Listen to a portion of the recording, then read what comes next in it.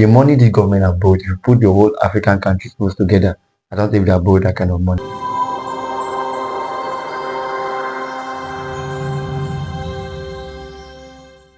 Hello and good day.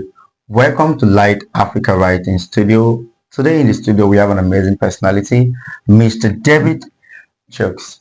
He is an economist, and for the purpose of today's interview, we're going to be looking into real life issues we are facing in Africa as a continent and possible solutions we can begin to practice today to ensure that we overcome these problems in our daily life. Before we dive into the question, please, if you're watching up for the first time, please do not forget to hit the like button, subscribe, and drop a comment below. Mr. David, I would like you to say what to our audience before we move into the questions we have tonight. Good day, ladies and gentlemen. My name is David Chucks.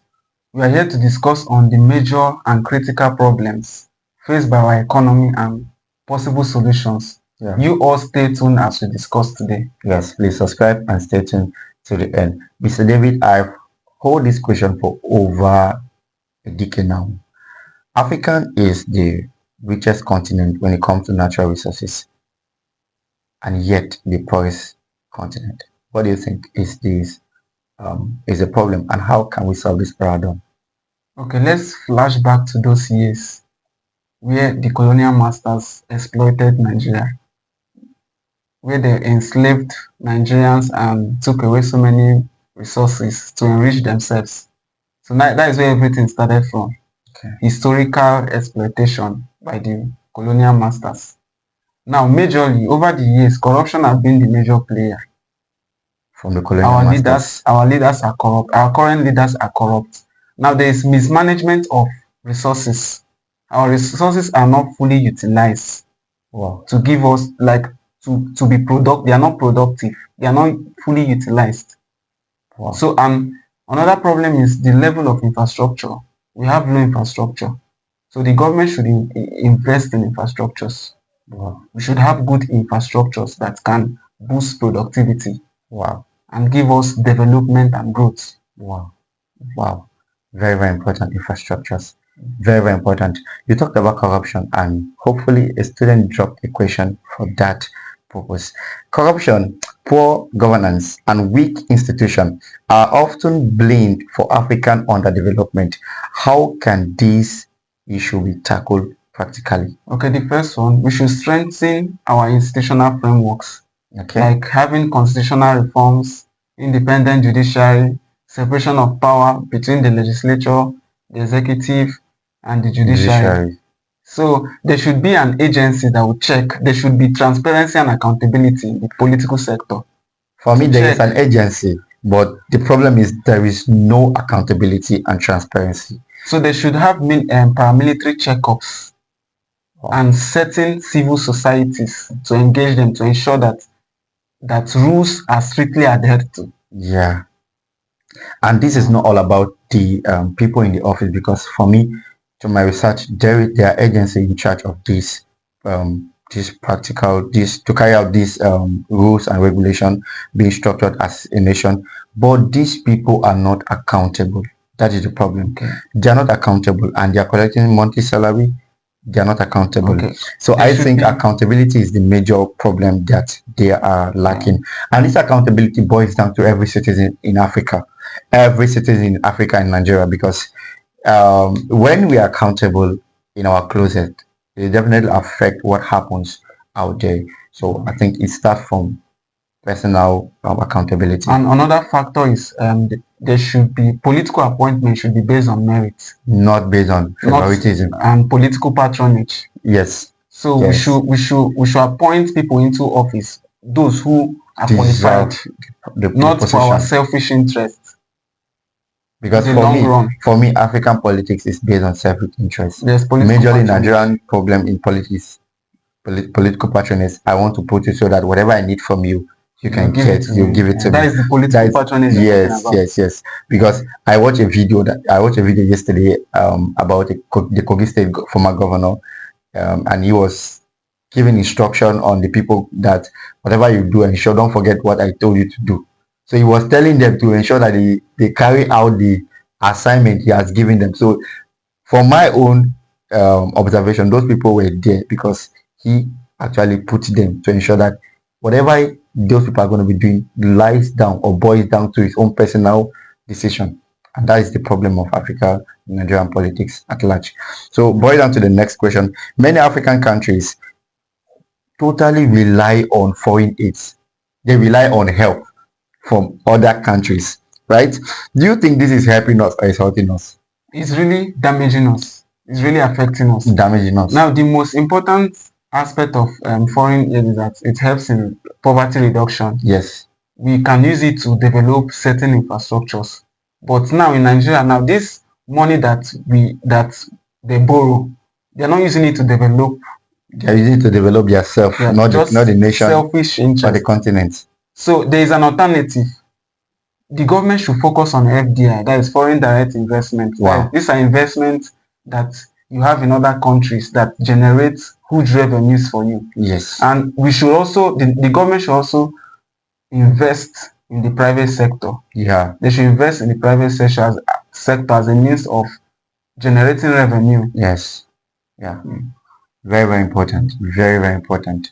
The government need to do this for us to be able to generate more revenue as a continent. And for me, I've observed over the years that the moment a president comes into power in Nigeria, majorly, the next decision they want to take is to go and borrow money. Which they are not using to develop. They are not using to develop the country. It's for their own personal. They want to replace the money they spend during political campaign.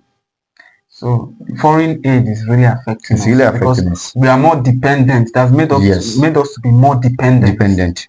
The next question someone sent 2 days ago: youth underemployment is skyrocketing across Africa. What bold strategies can we create sustainable jobs for our growth population? Because something happened on the 13th of this month. I attended one of the biggest interviews in my life. They needed 1,000 people to apply for this job, but over 5,000 persons applied for this job. So you can see that this was just within a week. Over 5,000 persons applied for this job. So you're looking at that the job available is small and the people willing to work, they are much. So what do you think we can do? For me, that was a mind-blowing. That was actually the first interview I ever attended in my life, but I actually came back with something because I also discovered that, man, as a nation, there is a whole lot to do to create jobs opportunity for people. Okay, the first thing the government should do is to invest in human capital development. Okay. Human capital development is like through education and skill acquisition, not only education. That is, the youth have to be powered. There should be certain programs by the government to empower youth, like through digital skills, through physical skills.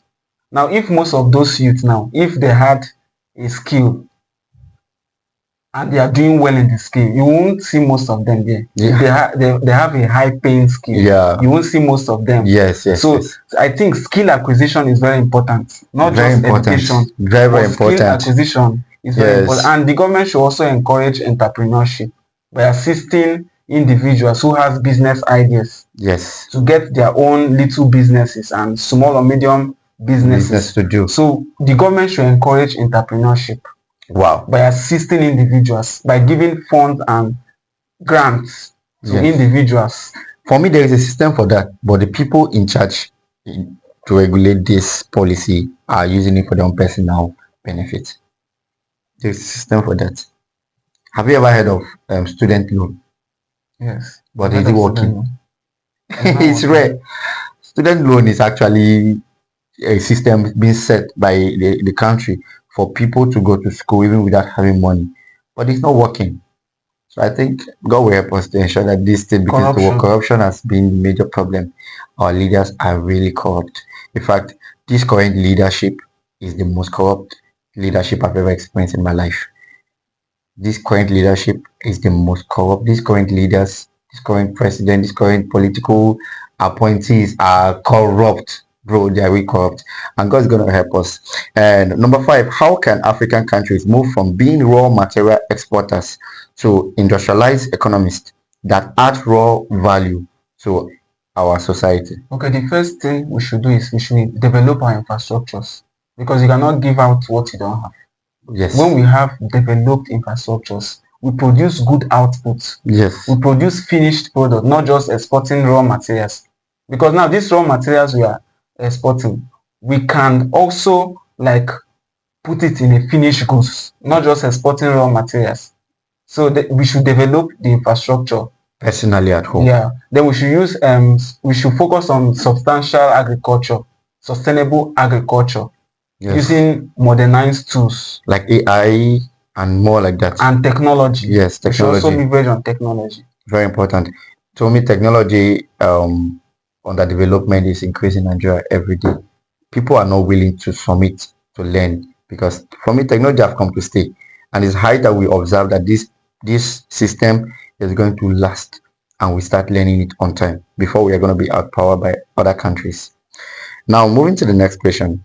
In terms of economic policy, should African countries integrate more through regional trade blocs or focus on individual national growth first? Okay.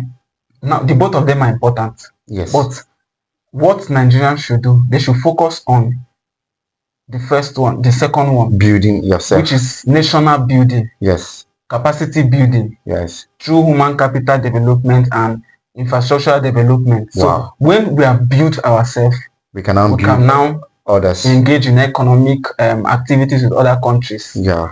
So we should focus on national building. That is where knowledge comes in. A lot of people into trade. A lot of people are passionate to transform Nigeria without having adequate knowledge to transform Nigeria. That is the problem. So when they have the opportunity, by the financial opportunity, they will use it for their own personal influence and personal use. So I think before people are being given, like you said before, it should be by merit. You know what you want to do, the goals you want to achieve. Looking at the current thing happening in the city of Abuja, Nigeria, for me, the minister of Abuja, this current minister, is the best because she has transformed the city of Abuja when it comes to especially roads wide. There's road everywhere. There is security more than what we experienced before now. So people like that should be given position to occupy in our country and in Africa at large. So God will help us. Finally, many African governments are trapped in debt cycles. How can we redesign our financial system to reduce dependency and redesign economic sovereignty? Okay, let's start with the first one. The first one is debt management. There should be a good debt management. Like the financial system can assist us. Yes. To make sure that this debt is being controlled. Properly managed. It's properly managed and should be restructured and controlled, fully controlled. Who should be given the license to borrow and who should not be given the license to borrow? Because people without having a structural knowledge on what to do with money, when they borrow 1 million, even the government that are borrowing this money. So there should be it's not even the individual. It should be controlled. It should be controlled. Yeah, our financial system, the system can help us, like the banks. This government have borrowed. So the money this government have borrowed, if you put the whole African countries close together, I don't think they have borrowed that kind of money. The money this country, Nigeria, have borrowed alone is bigger than. And they are not even using it to build infrastructures or to empower people. For me, the only governor working in Nigeria is Abia State Governor Alex Oti. Yes. For me, the only governor working in Nigeria is Alex Oti. I can boldly say that he's doing a good job because since he came into power, a lot of things have changed. Development has come in Abia State. And for the current minister of the city of Abuja, FCT, Minister Yeson Wike, is actually, like, for me, he's the best minister that have ever been appointed to rule this federal capital territory. And another point is domestic resource mobilization. Through tax revenues and all that to generate funds. That is why I made mention of developing the private sector. Yes. If we have developed private sector, we generate funds, we generate revenues internally. Yes. Instead of depending on external yes. It's all going on human capitalization. Yes, another thing is economic diversification. Yeah. We are major importers. Yes. We are major importers, and in terms of exporting, we just have one particular fuel export. That is the major thing. So in terms of exportation, Nigerians should diversify. We should diversify our exportation. Yes, very important. There are other commodities. Nigeria is blessed with so many mineral resources, Yes, so many natural resources. So we cannot just focus on one particular particular area Yeah. in exportation. Come on, I've learned so much today. So much today. I think by now I should be given a certificate in economy because this is actually a whole lot for me. Thank you so much, Mr. David Chooks, for educating us as regards to and creating awareness as regards to African problems and providing real life solution on how these things can be managed in our everyday life. I believe by now you must have learned so much, and please do not forget to hit the like button, subscribe, and share this video with someone. This is our continent and we all need to be accountable for everything that happens. Africa is not going to change except you and I decide to be the change. Be accountable of everything you do. Be accountable in your local office and be accountable in everywhere you go, and by so doing we are going to transform Africa together. Thank you for staying to the end. Mr. David, any word for the audience? Okay, this advice goes to the youth, even to myself. Yes. Now, and even let's to not me just too. focus on education. Let's focus on skill acquisition. Very important. Like now, we are in the digital era. There are certain skills, there are certain high income skills that we can leverage on. We can actually learn and help us. It will actually help us and pay off. Very important. Very important. So we should focus on digital skills. Very important. Or any kind of skills, any kind of high income skills. I think this is the benefit of staying to the end. If you want to learn a professional skill, we're going to make opportunity for justified individuals to learn a professional high income skill. So thank you for staying to the end. We love and celebrate you. Wow. Thank you.